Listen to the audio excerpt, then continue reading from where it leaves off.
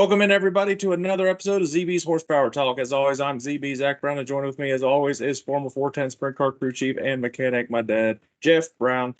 We got a disappointing race at Darlington. We had very high hopes for it. It was a one-man show until his crew costed him the race. William Byron was leading every single lap and potentially could lead every single lap to the finish. Cautions led to pit stops, which led to him just having terrible under green. He had terrible pit stops. Under caution, terrible pit stops, cost him the race. Flip side, Denny Hamlin gets the win. His crew won him that race. His crew got him out front. He had I think it was 8.4 second pit stop, which is unheard of. That's insane. So it's almost like an IndyCar pit stop at that point. Impressive by that team. It tells you that it's a team sport. You can't just have the fastest car. Everything's got to go your way. Yeah, and he was good, but heartbreaker for Ryan Blaney. On the long run, that thing was a rocket ship. He got into second place. I don't know. He was like 6 seconds behind with, I don't know, less than 20 laps to go. And I thought, there's no way he's running them down. The hell, he didn't run. Tyler Reddick was leading. He ran him down, passed him like he was tied to a pole. And then Larson spins out with 4 laps to go, brings out the caution, and then here they come. Then then Denny Hamlin got off the pit road first. And William Byron actually, I think, came off second, but he actually started behind Denny Hamlin, and which was probably the best thing. And he comes home second. But just a heartbreaker for Ryan Blaney. I mean, he had that race won. All they needed to get to the worst. He's had the worst luck this year. I mean, that guy. But it was crazy how much faster he was. 7 lap fresher tires, and that was that much faster. It was pretty insane. And where he was running was a lot lower on the track. He wasn't right up against 1 inch from the wall. That was the only exciting part about the race, was seeing Ryan Blaney run him down like that. Yeah, that was the rest of the race. The rest of the race was a complete snooze fest. I mean, it was pretty bad. And 2 years in a row, Larson goes to a really cool throwback scheme, wins the throwback scheme of the year, and crashes lap 4. I didn't see what happened on lap 4. He just lost it on his own, from what I heard, and off of turn 2, it was a similar wreck to how we had at the end of the race. It was terrible luck for him. I don't really know what happened. I mean, things happen. You get loose, and it just jumps on you. Now some of that was being in dirty air. He had a bad qualifying lap. Like, he was really fast in qualifying, and he ran her in too hard and drifted up the track. The history of that. Made him start like 20th. Well, so you get back there in dirty air and trying maybe to do too much too early. I don't know. Well, if there's an indicator, though, last year he wrecked and had a really solid finish and contended for the win in the Southern 500. So might be fine for later. I mean, I guess if I'd rather him win a Darlington race, it would be the Southern 500. That is a crown jewel. But it's still pretty cool to win a throwback weekend. Yeah, that would have been cool. It was packed out, though. It was packed place.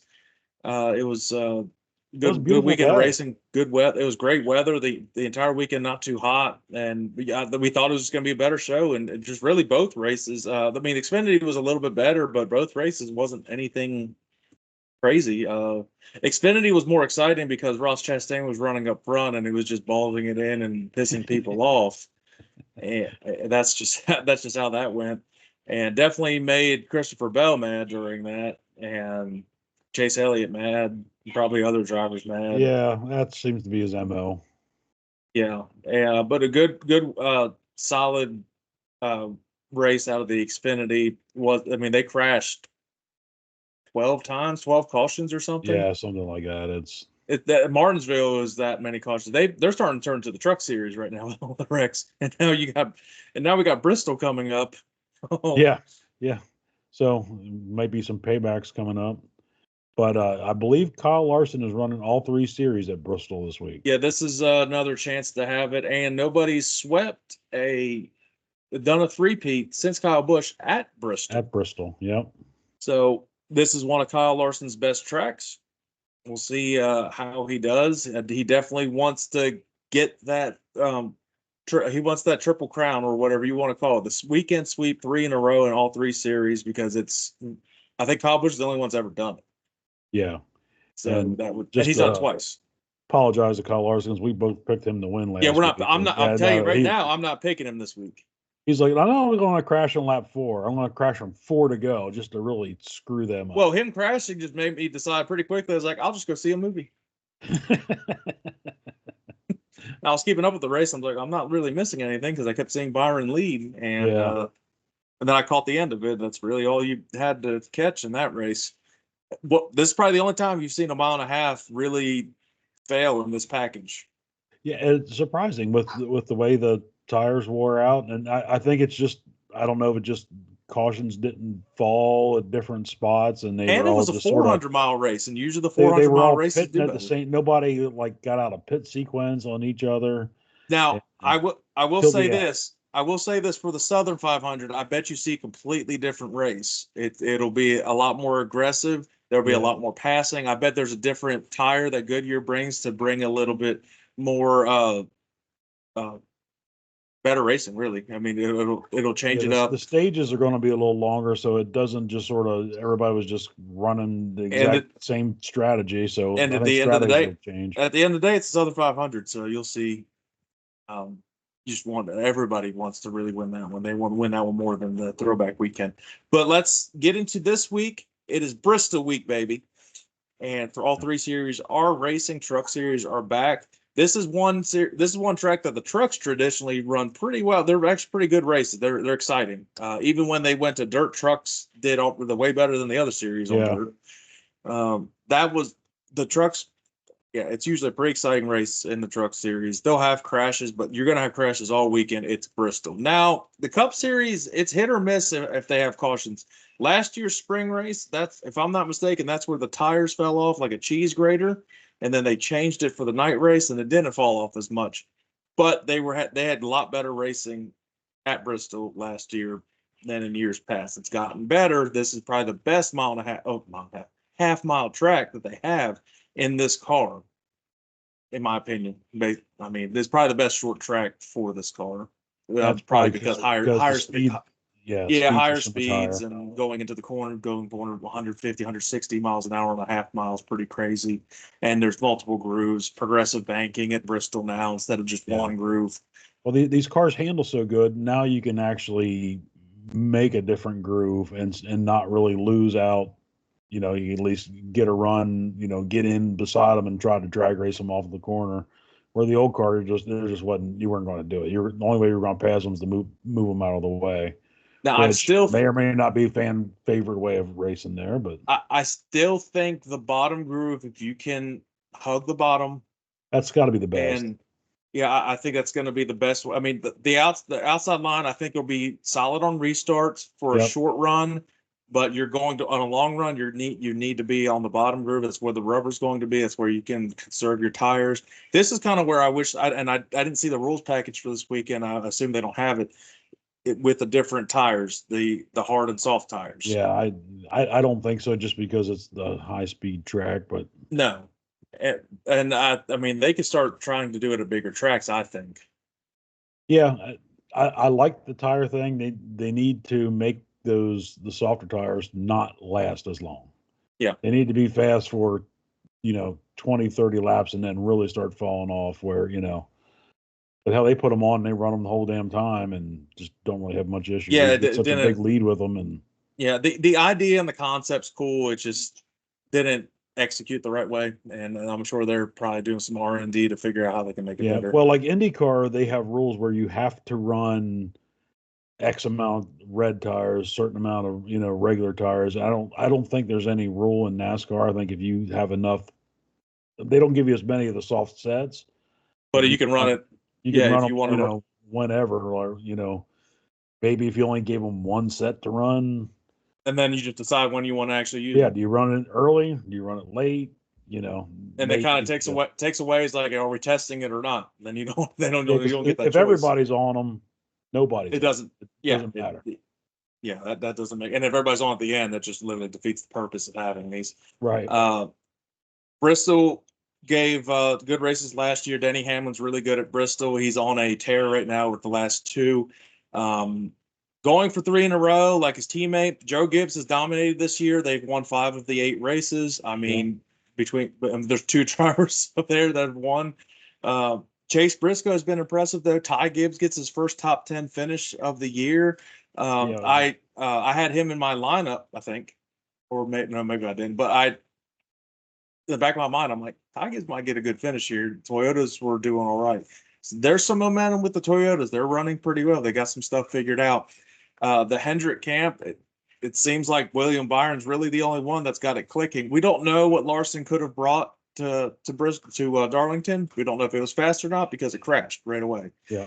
But William Byron was just leaps and bounds ahead of everybody in that race, and clearly is the fastest Hendrick this year. Now, can he keep that going? That's when you start getting into the dog days of the summer when it gets hot and slick. Can he keep it up? That's where he struggled in the past before. He always has hot starts and slows off in the summer and has decent finishes, but not enough to push him over the edge in the championship runs. So we'll see what happens there. Let's get into our fantasy lineups at Bristol. Everybody knows what Bristol's about, bumping and running. You've got to have a good qualifying run, though, to have a chance to at least not get into a wreck. Yeah. Survive the race. Pit stall selection is very important here. And it's both races this year are 500 laps, so it's still long races for both of these. Wouldn't hurt if they went to 400 laps in the spring one, but 500 laps on both. This one's the daytime one. You'll see tires fall off a lot more. Yeah, I think there'll be a lot more crashes in this one. Can you agree. survive? We'll see. If I pick you, you won't. Starting lineup for NASCAR Fantasy at Bristol for me. I've got Josh Berry, Brad Keselowski, Christopher Bell, Chase Elliott, and this is the first time I put this guy in, Ryan Preece. Okay. And in my garage, he's only in my garage because this is his best track. I've got Kyle Busch. Okay. If there's any track he can get it going, it would be Bristol. Yeah, I'm afraid that whole team's just a dumpster fire right now. Well, I just sent a meme out today, and it's pretty funny about Kyle I'll Busch. have to check it. And my feature matchups this week, it's Denny Hamlin versus Kyle Larson. I'm actually going to go with Kyle Larson. I'm not picking him to win this race, but I'm picking him in the head-to-head against Denny Hamlin. That one is a tough one, though. Chris Buescher versus Chase Elliott. This one's tougher than people think, but I'm going to give the edge. I've got him in my lineup, Chase Elliott. Alex Bowman versus Brad Keselowski, because I've got him in my lineup, and this is a decent track for Brad. I got Brad Keselowski. Ryan Blaney versus Chase Briscoe. I do have Ryan Blaney over Chase Briscoe. Sooner or later, Ryan Blaney's luck has got to turn around. So go ahead with yours, and we'll talk about the hot picks that they have for this week. All right. So my starting lineup, I do have Ryan Blaney, Joey Logano, Josh Berry, Brad Keselowski. First time picking Brad. First time picking Josh Berry. Another first timer, Chase Briscoe. I have in, and in my garage, I have Bubba Wallace. I kind of got a Toyota and Ford thing going here. Mm-hmm. So in the matchups, I have Denny Hamlin over Kyle Larson, Chris Buescher over Chase Elliott, Brad K over Alex Bowman, and Ryan Blaney over Chase Briscoe. Well, either I'm going to make up ground or you're going to extend your lead because I am sucking this year. Yeah, me and Mom are 2 points off. She's winning by 2. Yeah, that's probably the best you've done. Yeah. But, I probably have more points this year than I did all of last year. All right, DraftKings hot picks and not picks. The must pick this week, they do have Kyle Larson. They expect him to rebound in a big way. He's the favorite to win the race. He's not the favorite to win the race. I'm just not going to jinx him, so I didn't even put He's the him second in favorite to win. He's the second favorite to win the race. The favorite to win the race at plus 400 is Denny Hamlin, and that's another good pick for them. They said Tyler Reddick is plus 3,000. They say to avoid. Plus 2,000 says to avoid Kyle Busch. I mean, I agree with that until we're proven otherwise that Kyle Busch can do something. Yep. And then the sleeper is Chase Elliott, which he's had a good small short track package this year. Yeah, it's been really solid. Sleeper? I mean, I think just consider that he hasn't won this year in a points race, and it's been a little bit since he's won a points race, and I don't know if he's ever won Bristol, but it is a good track for him. So that's why I do have them in my lineup. So let's give our picks to win the race, the spring race at Bristol, the Food City 500. So let me give you my pick. to win. He is in my lineup. He is one of the hottest drivers this year. I think it's another Toyota dominant race overall. I have Christopher Bell to win at Bristol. Fits his style pretty well. Okay, so I'm going a little different. I'm going to go to the blue oval this time. I got Joey Logano picking up a win. He's got to be due too. And Mom's pick is Ryan Blaney this week. Well, we're all different, So Blaney, you're in we're good not shape. double jinxing somebody. All right, so we do have a little bit more racing this week. There is some drag racing and IndyCar this week. So let's just go into IndyCar. IndyCar is back. They are at Long Beach. This is a shorter road course that they have. Some tight turns, some long straightaways. It's a pretty good course, and might not be the same winners that you always see Alex below all the time for these road courses. You might see a little bit of difference here. Yeah, and just to point out, this is the 50th anniversary of Long Beach, so 1975 to 2025. So that's pretty cool. 50th anniversary. I'm sure there'll be some kind of, whether they show it on TV or not. I'm sure there'll be some kind of throwback information, maybe showing some original Indy cars that race there and things like that. So that's pretty cool. I always like to see anniversary type things. Just looking at their fan guide, they got some, older cars showing on the thing. That's pretty neat. That's pretty like it. Yeah, but it's another beautiful racetrack out there in Southern California. Should have good weather. And I agree. I think we might have winner that maybe don't win a whole lot this year. Just foreshadowing picks here a little bit. Yeah, somebody's got to catch up to Pelot before he starts really breaking it out for the real. championship. He's already 39 points ahead, and they've only had a couple races. Yeah, that's a lot in an IndyCar. yeah, it takes a little bit to make up. Now you get more points on like doubleheader weekends and bonus things like that, and you get points for qualifying. So kind of see how it is. But he is the only driver that's won this year. So because there's 2 points races, he's won both points. He won the non-points race. Yeah, he struggles a little more on ovals, so that's where they're going to have to try to make up their thing. But yeah, they still have enough. They still have enough ovals to make up. Yeah, really. But some of them are doubleheader weekends on ovals, so Iowa's a big one. That's a big one to make up some ground at Iowa. Well, without further ado, let's give a pick for IndyCar this weekend. You foreshadowed something. I didn't foreshadow anything, but I think it's another Honda strong weekend. Not really going out on a limb there, but I'm going to go with the many-time champion of the series. He's third in points right now. I think he will have a solid day. The contention for the win. Somebody's got to dethrone Pelot here, and I think the best one to do it, Scott Dixon.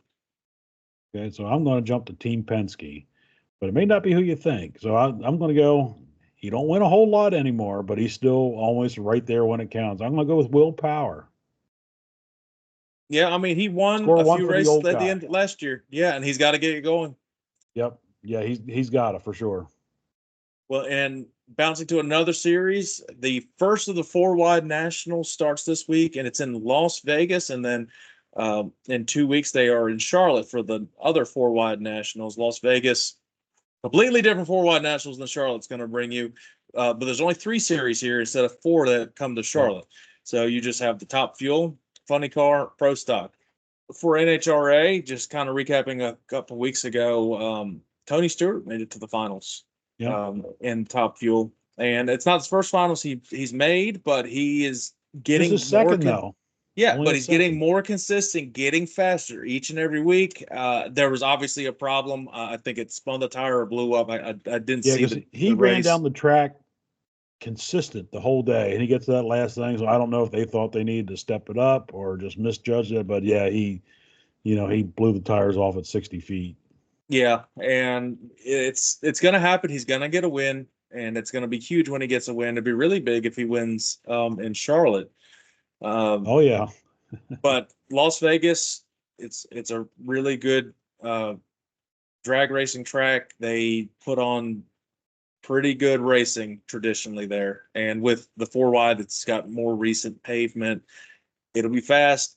It's going to be a lot drier, and it's going to be a lot warmer than it is here in Charlotte because it's been, I don't know what the temperature of Charlotte's going to be because tomorrow it might be 100. It's been 60, then it's been 90, then we don't know. It's just, but when they come to Charlotte, you'll get a smog cloud of pollen.